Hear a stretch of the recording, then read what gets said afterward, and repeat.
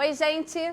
Se você está assistindo esse vídeo hoje, é porque você quer transformar algo na sua vida. Então fica aqui comigo que eu vou contar para vocês uma história que transformou minha vida e minha saúde e que talvez possa te ajudar a transformar a sua também.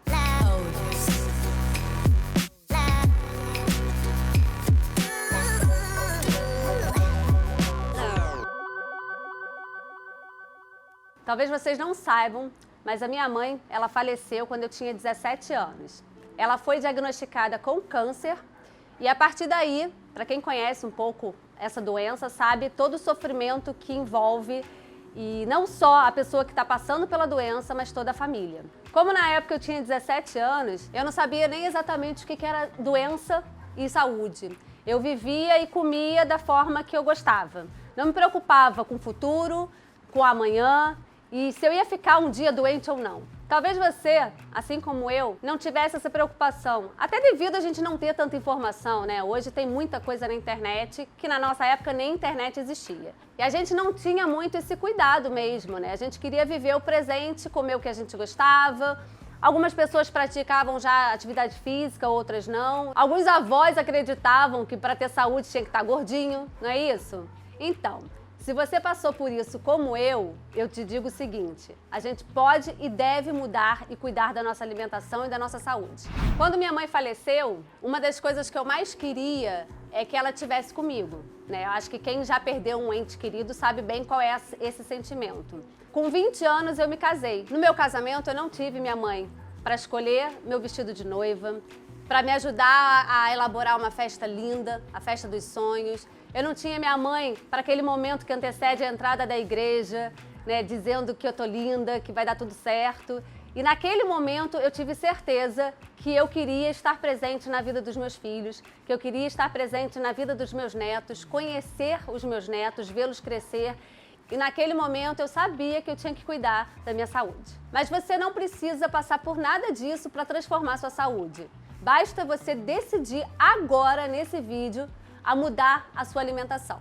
Hoje eu sou uma pessoa que cuido da minha saúde, cuido da minha alimentação, mas eu nem sempre fui assim. Nessa época de criança e adolescente, minha alimentação se baseava em arroz, bife e batata frita, nuggets, purê de batata e ponto. Eu também. Nada de salada, nada de legumes, nada de frutas, nada. Refrigerante eu não podia tomar em casa, só final de semana. Então era água mesmo. Gente, me veio agora a memória afetiva de uma preparação que eu fazia quando eu era adolescente. Eu nomeei essa preparação de mistura grossa. Vocês não vão acreditar. Era leite, era em torno de 6 a 8 colheres de farinha láctea, 3 colheres de Nescau e açúcar. Eu fazia aquela gororoba e comia aquela papa, assim, vocês não têm noção o prazer que eu tinha naquilo. Juro que me veio o gosto daquele negócio. Gente, hoje eu penso nessa receita com todo o conhecimento que eu tenho de nutrição e eu só consigo pensar uma coisa, como que eu conseguia colocar aquela quantidade de açúcar para dentro do meu corpo, né? Eu tava me matando aos pouquinhos sem saber, sem ter a menor noção do prejuízo que eu podia causar pro meu organismo. Então, quando eu decidi mudar a minha alimentação, eu comecei a comprar várias revistas da época de dietas. E então eu comecei a ler a respeito e me interessar sobre os alimentos. Comecei a tentar entender o valor nutricional que cada alimento tinha e isso começou a me despertar um interesse muito grande na área. Então eu comecei aos pouquinhos tentar incluir alimentos dentro da minha rotina alimentar, coisas que eu não fazia antes. Ou seja, a primeira dica que eu quero dar para vocês é isso, não pense no que você tem que cortar, mas sim o que você pode incluir. Isso faz toda a diferença no processo de transformação. Você não sofre tanto com essa mudança. Então, meu processo de inclusão foi começar a colocar alguns legumes no meu prato. Confesso que salada foi bem difícil, eu não gostava de nada cru.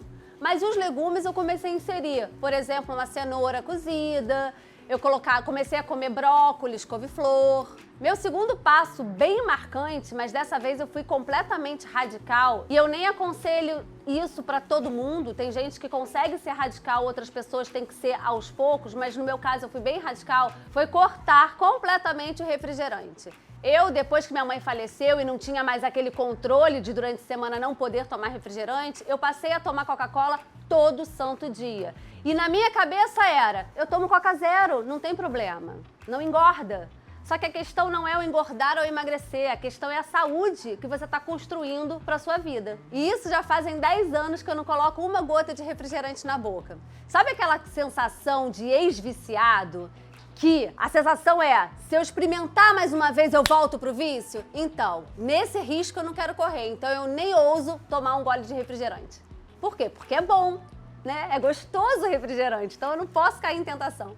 E aí, por gostar tanto dessa área e querer aprender cada vez mais sobre os alimentos, eu acabei entrando na faculdade de nutrição. Eu lembro bem dos primeiros períodos, quando a gente começa a aprender sobre o valor dos alimentos e principalmente os prejuízos que algumas escolhas alimentares trazem para o nosso corpo, a gente passa por um processo meio radical demais. Né? O acadêmico de nutrição passa a não querer comer nada de errado e entra num ciclo obsessivo. Ninguém consegue ser radical o tempo todo. E você precisa, então, o quê? Encontrar um equilíbrio, né? É importante você saber o que faz bem para o seu corpo e é importante você saber o que faz mal para o seu corpo. E a partir daí você conseguir optar por escolhas saudáveis, mas podendo abrir exceções e comer algo que talvez não faça tão bem, mas com consciência. E você pode estar se perguntando agora, depois dessa história toda que eu contei, Sabrina, como que eu faço então para transformar a minha vida e minha saúde? E eu vou trazer para vocês 5 passos para você começar essa transformação. O primeiro passo eu vou começar trazendo uma frase para vocês. A eficácia da transformação começa com a internalização da necessidade de mudança. O que significa isso? Significa que primeiro você tem que saber que você quer mudar. É importante que você tenha consciência dessa vontade de mudar. Aí o segundo passo é você avaliar o que precisa mudar. Eu vou trazer um exemplo que eu escuto muito em consultório. Muita gente senta na minha frente e diz, eu quero ter saúde. Mas o que é ter saúde? Quais são as necessidades de mudança dentro da sua vida para que você tenha mais saúde? Isso é importante você saber. Muita gente quer mudar e não sabe como. Só que nesse momento não importa o como, importa você ter clareza do que você quer mudar. Então eu te convido para fazer um exercício agora. Pega um papel e uma caneta e liste tudo que você quer melhorar. Você pode achar que é chato ficar anotando as coisas, mas tem todo um propósito por trás disso. Então, se for chato pegar um papel, uma caneta e anotar, anota no bloco de notas do celular. Mas é extremamente importante você anotar, porque além de você visualizar o que você quer melhorar, você se compromete com aquilo que você escreveu. O terceiro passo eu chamo de passos de bebê. O que é isso? É você não querer dar um passo maior do que sua perna. Não adianta você querer transformar sua saúde e sua alimentação de um dia para o outro. Trago sempre como exemplo, tem pessoas que demoraram 10 anos para engordar 20 quilos e acham que em 3 meses vão resolver esse problema. E elas podem até resolver, mas não conseguem sustentar porque nenhuma transformação é nessa velocidade tão rápida quanto você espera. Gente, olha só, transformação significa algo de longo prazo, de longa duração e não uma coisa que você faz, muda e depois você volta atrás e volta todo o padrão que você tinha antes. Então, nesse passo, é importante vocês entenderem que metas pequenas são metas mais tangíveis e realizáveis do que metas grandes. E eu vou dar um exemplo para vocês de uma cliente minha. Ela tinha a meta de cortar o Nescau da vida dela. Ao invés dela de um dia para o outro parar de tomar Nescau, o que ela entendeu que era possível? Ela ir reduzindo aos poucos o número de colheres de Nescau. Então ela começou de 4 colheres para 3 colheres, de 3 colheres ela foi para 2 colheres. Nesse momento ela achou que não ia conseguir mais. O que a gente fez? A gente mesclou o Nescau com o achocolatado mais saudável e a partir daí ela conseguiu transformar e passou a consumir só esse achocolatado saudável. O passo número 4 é você ter uma rede de apoio. Uma coisa importante para falar para vocês, a gente não consegue nada sozinho.